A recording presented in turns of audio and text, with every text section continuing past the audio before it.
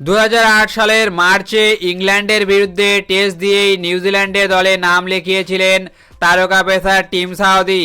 এবার সে ইংল্যান্ড দলের বিপক্ষে টেস্ট খেলে ক্রিকেট থেকে বিদায় নেবেন নিউজিল্যান্ডের তারকা।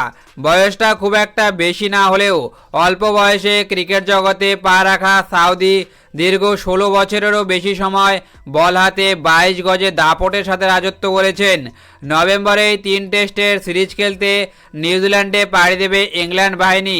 28 নভেম্বর থেকে শুরু হওয়া সিরিজের প্রথমটি ক্রাইস্টচার্চ, দ্বিতীয়টি ওয়েলিংটন ও তৃতীয় অর্থাৎ সর্বশেষ ম্যাচটি হ্যামিল্টনে 14 ডিসেম্বর শুরু হবে। 28 ডিসেম্বর সিরিজের অন্তিম ম্যাচ। এই সাথে নিউজিল্যান্ডের তারকা পেসার টিম সাউদির ক্রিকেট ক্যারিয়ারেরও শেষ ম্যাচ এটি। ইংল্যান্ড সিরিজের পর যে আর খেলবেন না ইতিমধ্যেই সেই ঘোষণা করে দিয়েছে সাউদি।